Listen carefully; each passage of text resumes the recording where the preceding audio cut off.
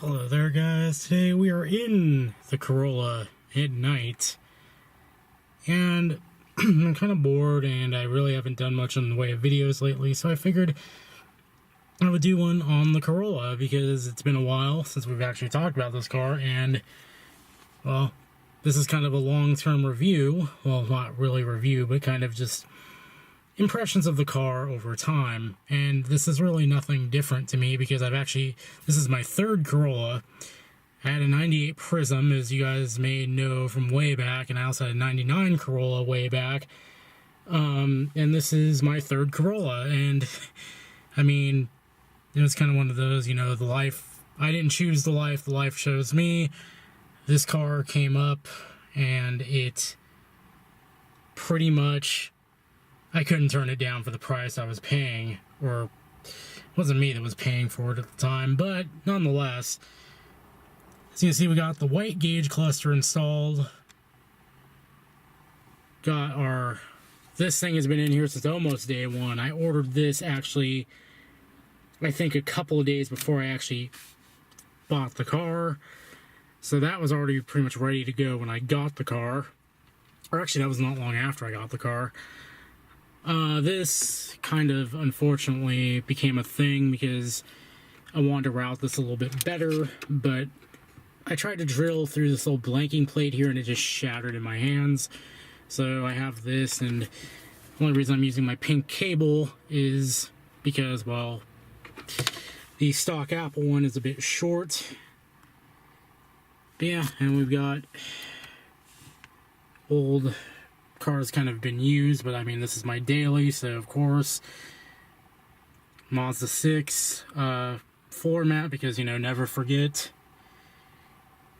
Yeah, so we're gonna go on a drive, and I'm actually gonna just put you guys down here because unfortunately I don't want to invoke the wrath of the cops, because I already did once, and I'm not sure I'm gonna pay for that one, but that's kind of a story for another day. Basically, he just got pulled over for doing a California roll, and, you know, it's one of those things that everybody does around here, but I got pulled over for it anyway, and it was quota week, so naturally I got screwed on that one. But yeah, we're going to go ahead and turn her on. LEDs in here. I need to get 360-degree ones because, unfortunately, there are some bright spots, so let's go ahead. Start her up.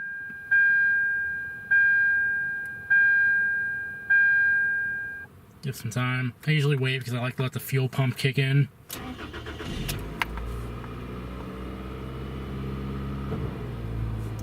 And my air conditioner is on. We don't need that because it is kind of cold out here. Summer. What summer?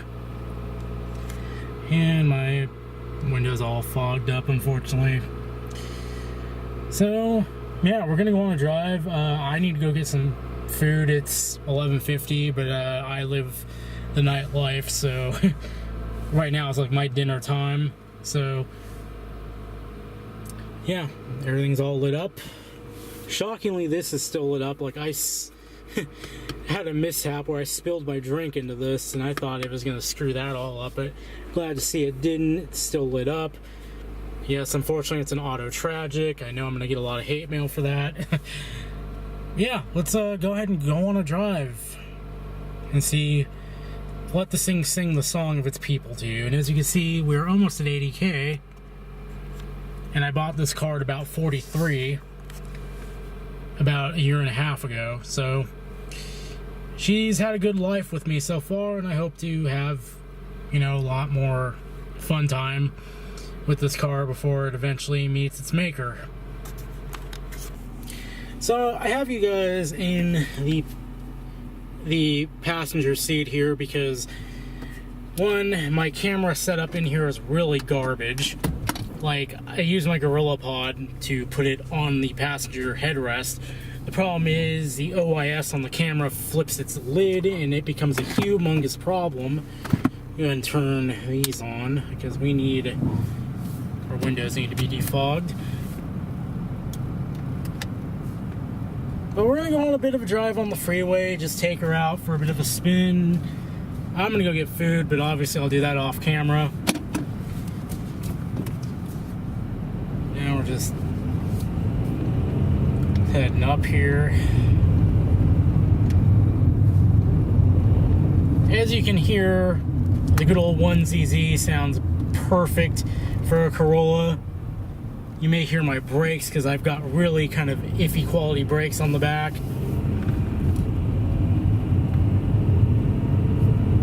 I'm going to fast track this because I really need my wits about me here.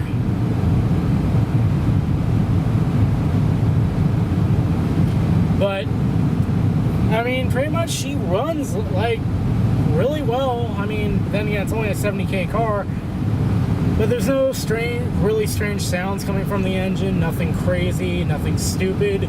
The only thing that went wrong, and this was about at the 70K mark, I believe, was my power steering pump went out. Well, it didn't go out. It pretty much, it started making a knocking noise, and you know, when that happens, your power steering pump really isn't that far from going out. I actually drove relatively hard on it, even despite that, and it still never left me anywhere, never did anything crazy. So I was very happy with that. But that's really the only major problem I've had with this car thus far. And true to being a Corolla, I mean, like, you know, it's been really reliable, easy on the wallet. The Mazda, on the other hand, was going to require some extensive, well, not extensive, but expensive repairs when I got it, or when I, like, around the time it died, because the shift sensor started going out. And the problem with the shift sensor is it would tell the car that, you know, if I'm basically, when I come to a stop, or when I'm parking the car, it's supposed to tell the car, yo, hey, he's in park, you can go ahead and shut the car off now. The problem is the shift sensor wasn't working, so it always thought the car was in drive, and while the transmission was never manually in drive, it would think the car was always in drive and therefore would never shut off fully. And I had to pull the battery to get it to turn off, which was not very fun at all.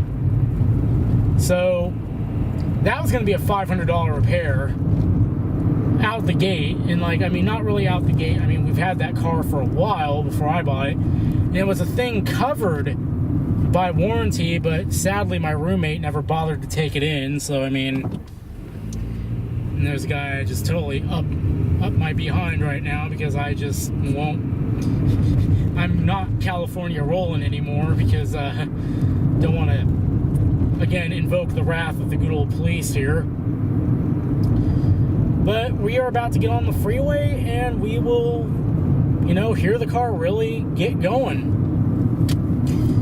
And hey, I got a green light. How about that? How nice. Make our turn. Get on the freeway. Thankfully, the police aren't so mean. And you can really hear that VVTi kick in.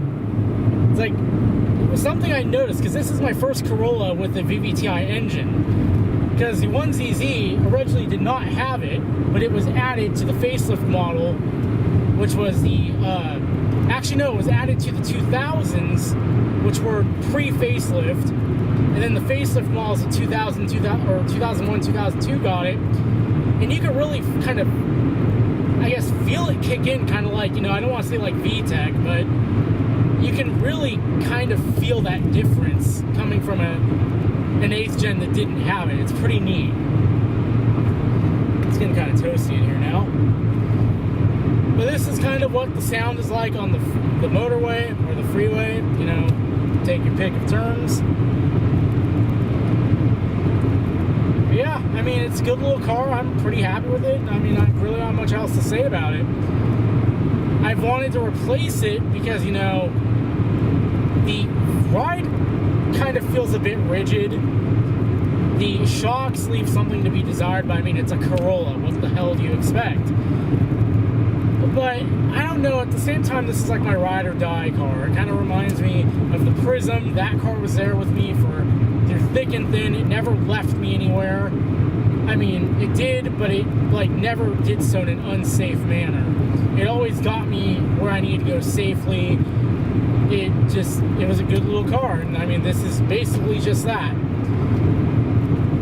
And considering the Prism had a starter go out at like 50,000 miles, I mean, this car ain't doing half bad for the power steering pump to just go out like that. So I mean, you know, could be worse. The power steering pump, yeah, it sounded like a horrible racket, but I mean, it didn't leave me anywhere, right? The starter going out, yeah, I could be stuck somewhere because the car won't start.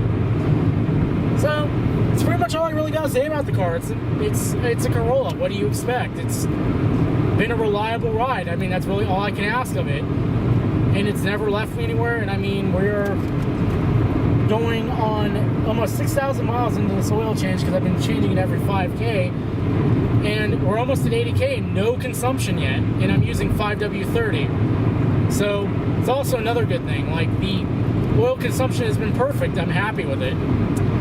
So, to cut this a little bit shorter, to cut off my rambling, that's all I really have to say about the car. It's a nice car. I'm happy with it. And hopefully you enjoyed me talking about this. So until next time, I will see you guys all later.